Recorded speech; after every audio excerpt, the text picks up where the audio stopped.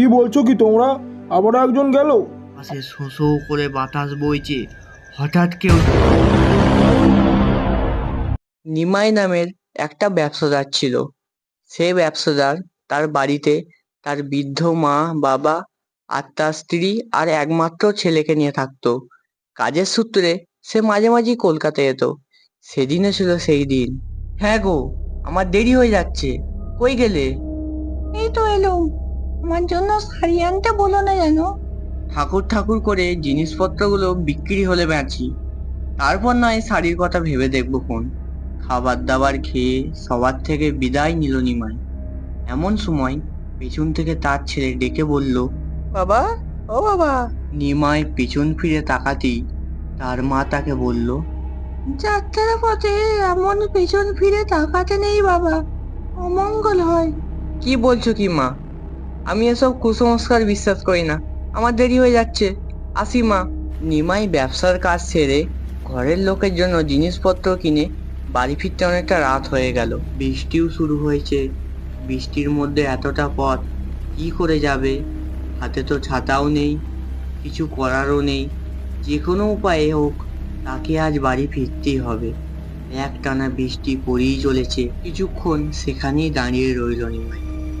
বৃষ্টিটা একটু কমতেই বাড়ির দিকে পা বাড়ালো সে। গ্রামে যাওয়ার রাস্তার সামনে এসে কিছু একটা ভেবে দাঁড়িয়ে গেল নিমাই। মনে মনে বলল, এই রাস্তা দিয়ে গেলে তো অনেকটা সময় লেগে যাবে, পৌঁছাতে অনেক রাত হয়ে যাবে। অন্য রাস্তা দেখতে হবে। তাছাড়া বৃষ্টিতে এই রাস্তায় অনেক কাদাও জমে গেছে। তার চেয়ে বরং আমি জঙ্গলের রাস্তাটা ধরি। এইসব ভাবতে ভাবতে সে জঙ্গলের রাস্তাটা ধরলো। জঙ্গলের রাস্তাটা জনমানবহীন বললেই চলে। যদিও বা দিনের বেলা এই রাস্তা দিয়ে মানুষ চলাচল করে, কিন্তু রাতের বেলা পুরোটাই ফাঁকা। দ্রুত পা ফেলছে নিমাই। বৃষ্টি হওয়ায় জঙ্গলের রাস্তাটা অনেক কাদা হয়ে গিয়েছে। নিঝুম রাত, বৃষ্টির ঝিরিঝিরি শব্দ হচ্ছে। মাঝে মাঝে রাতচরা পাখির ডাকও ভেসে আসছে। নিমাইয়ের একটু ভয় হতে লাগলো। বেশ কিছুটা পথ আসার পর নিমার জঙ্গলের রাস্তায় একটি ঝোপড়ি দেখতে পেল। হঠাৎ করে এমন একটি ঝোপড়ি দেখতে পেয়ে অবাক হলো সে। এই রাস্তা দিয়ে তো আগেও যাতায়াত করেছে সে, আগে তো কোনোদিন দেখিনি ঝোপড়ি সে। কৌতূহল বশত ঝোপড়ির দিকে এগিয়ে গেল সে। হঠাৎ করে অপরিচিত একজন ডেকে বলল, এ কি, বৃষ্টিতে দাঁড়িয়ে ভিজছেন কেন বাবু? ভেতরে আসুন। বৃদ্ধ লোকটি নিমাইয়ের সামনে কথাটি বলল। সে সন্দেহ ভরা দৃষ্টিতে লোকটির দিকে তাকালো, তারপর ঝোপড়ির ভিতরে চলে গেল। বসুন বাবু, ভেতরে বসুন। আমার হাতে এক কাপ চা খেয়ে যান, শরীরটা গরম হবে। চা ভালো না লাগলে পয়সা ফেরত। লোকটি মাটির কাপে চা আর দুটো বিস্কুট এনে দিল, দিয়ে বলল, এত রাত কেন করলেন বাবু? ব্যবসার কাজে গিয়েছিলাম। তাছাড়া আমার বাবা অসুস্থ, তার ওষুধ শহরে যাওয়া ছাড়া পাওয়া যায় না, তাই ওষুধ আনতে গিয়ে অনেকটা রাত হয়ে গেল। সঙ্গে তো ছাতাও নেই দেখছি। তাই দুর্যোগের রাতে বাড়ি ফিরবেন কেমন করে? বৃষ্টিটা কমিয়ে এসেছে, আমি ঠিক সামলে নেব। আচ্ছা বেশ, তাহলে চাটা খেয়ে নিন মশাই। নিমাই চায়ের কাপে চুমুক দিয়ে বলল, বাহ, আপনি তো বেশ ভালো চা বানান। কিন্তু এই জঙ্গলের মধ্যে আপনি দোকান বসালেন কবে? এই পথে তো এই দোকান আগে দেখিনি। আর এই জঙ্গলের পথে তো তেমন লোকের আনাগোনাও নেই। এটা আপনার চলে কিভাবে? কেন, এই যে আপনি এলেন, এইভাবেই আমার চলে যায়। আমাকে এবার বাড়ি ফিরতে হবে। আপনার চায়ের দাম কত বলুন তো? 1 টাকা আটা না বাবু। নিমাইয়ের পকেটে একটা টাকাই ছিল। পুরো পকেট হাতড়ে আর কোনো টাকাই পেল না। লোকটি বলল, কোনো ব্যাপার না, এখন না হয় 1 টাকা দিয়ে যান, পরে না হয় আটানা দিয়ে যাবেন। না দিলেও আমি ঠিক চালিয়ে নেব। এই বলে লোকটি একটা হাসি দেয়। আধো আধো অন্ধকারে লোকটির সাদা দাঁতগুলো দেখা যাচ্ছিল। তা দেখে নিমাই একটু ভয় পেয়ে গেল। আমতা আমতা করে বলল, মানে? তা ভয় পাচ্ছেন নাকি বাবু? না, ভয়? ভয় কেন পাবো? হ্যাঁ হ্যাঁ, ভয় পাবেন কেন? আমিও মানুষ, আপনিও মানুষ। মানুষ মানুষকে ভয় পায় কখনো? আমি এখন আসছি, হ্যাঁ। আমার না দেরি হয়ে যাচ্ছে। এ নিন, 1 টাকা রাখুন। আবার না হয় দেখা হলে আটানা মিটিয়ে দেবো। এই বলে লোকটির হাতে একটা টাকা দিয়ে ঝোপড়ি থেকে বেরিয়ে এলো নিমাই। লোকটি পেছন থেকে ডেকে বলল, সাবধানে যাবেন বাবু, ওই দিকের রাস্তাটা তেমন ভালো নয়। হ্যাঁ হ্যাঁ, আমি সাবধানেই বাড়ি ফিরে যাব। আপনাকে চিন্তা করতে হবে না কাকা, আমি সাবধানেই যাচ্ছি। একটা কথা মনে রাখবেন বাবু, অন্ধকারে কেউ ডাক দিলে ভুলেও পেছন দিকে তাকাবেন না। এবার নিমাই একটু ভয় পেয়ে যায় আর তাড়াতাড়ি সেখান থেকে বেরিয়ে যায়।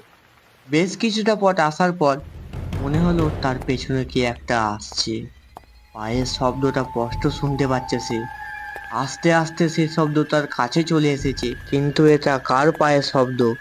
পেছন ফিরে দেখতেও তার ভয় হচ্ছে, কিন্তু কৌতূহল খুব ভয়ানক অনুভূতি। কৌতূহলবশত সে পেছন ফিরে তাকালো, ভুলে গেল সেই বৃদ্ধ লোকের কথা। কই, পিছনে তো কেউ নেই। এই ভেবে আবার সে হাঁটা ধরলো। সে কিছুটা যাবার পর আবারও পেছনে জোরে জোরে পায়ের শব্দ শুনতে পায় সে। এবারও বেশি না ভেবে পেছন ফিরে তাকালো সে, কিন্তু না, পেছনে তো কেউ নেই, আছে শুধু অন্ধকার। এদিক সেদিক ভালো করে দেখে নিয়ে সামনে ফিরে তাকাতেই তার বুকটা ধড়াস করে উঠলো। তার সামনে দাঁড়িয়ে আছে সেই বৃদ্ধ লোকটি। লোকটিকে দেখে অবাক হলো নিমাই। জিজ্ঞেস করলো, আপনি এখানে কি করছেন? আমি তো রোজ এই পথ দিয়েই বাড়ি ফিরি বাবু, আপনি তো দেখছি এখনো পৌঁছতে পারেননি।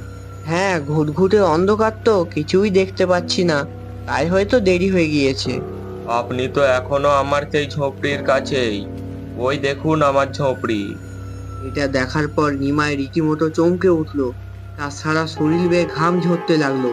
এ কি করে সম্ভব? এতটা পথ হাঁটার পর কি করে এখনো সেই ঝোপড়ি দেখা যাচ্ছে? তাহলে সে এতক্ষণ কোথায় হাঁটলো?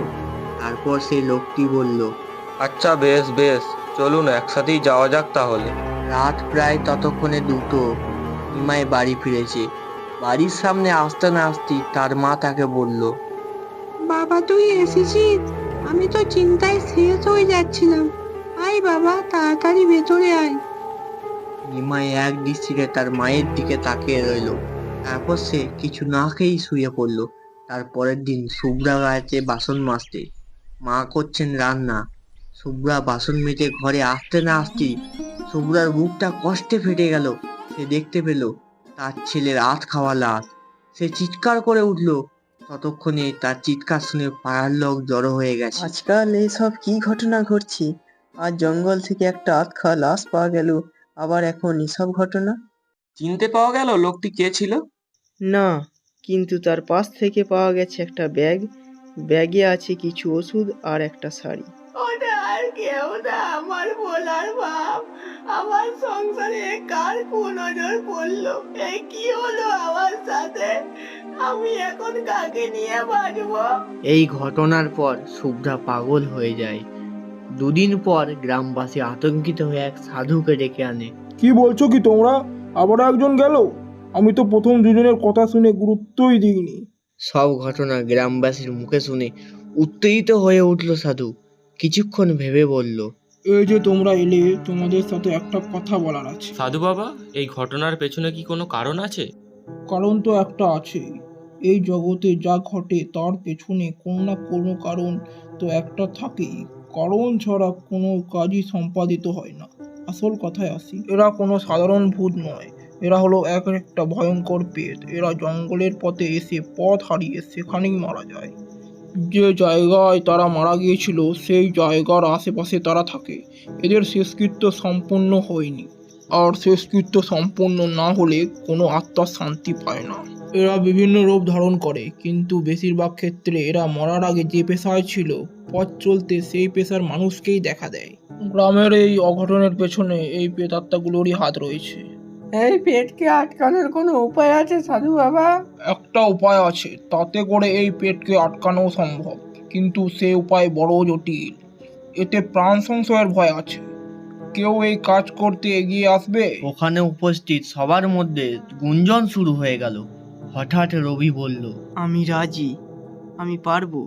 আমাকে কি করতে হবে আপনি বলুন। এই নাও ধরো, কালো সর্ষের বীজগুলো ধরো। এগুলো জঙ্গলের মধ্যে ছড়াতে ছড়াতে যাবে। বীজ ওদের আকৃষ্ট করতে বাধ্য করবে। যাই ঘটুক না কেন, ভুল করেও কেউ পিছনে ফিরে তাকাবে না। পেছনে ফিরে তাকালেই বিপদ, মনে রেখো। এবার তোমরা বেরিয়ে পড়ো। রবি শস্যের বীজ ছড়াতে ছড়াতে এগিয়ে গেল জঙ্গলের ভেতর। যত ভিতরে যাচ্ছে অন্ধকার আরো গাঢ় হয়ে উঠছে। হঠাৎ তার মনে হলো তার পেছনে কেউ যেন হাঁটছে। থমকে দাঁড়িয়ে পড়ল সে। পেছন ফিরে তাকাতে যাবে তখনই সেই সাধুর কথা মনে পড়ে গেল। চারপাশে শোঁ শোঁ করে বাতাস বইছে, হঠাৎ কেউ যেন তার নাম ধরে ডাকছে। এ রবি, যাস না, আমাদেরকে ছেড়ে যাস না, আমাদেরকে বাঁচা, বাঁচা রবি। রবির মনে হচ্ছে তার পেছনে কোনো একটা ভয়ঙ্কর ঘটনা ঘটে যাচ্ছে, কিন্তু রবি কিছুতেই পিছন ফিরে তাকাবে না। সে তার কাজ চালিয়ে গেল। সে আস্তে আস্তে সব শস্যে জঙ্গলের মধ্যে ছড়িয়ে দিল। তারপরই সে দেখতে পেল সেই ভূতগুলো দাউ দাউ করে আগুনে জ্বলছে। জ্বলতে জ্বলতে তারা শেষ হয়ে গেল। এরপর থেকে সেই জঙ্গলের মধ্যে আর কোনো ঘটনার কথা শোনা যায়নি।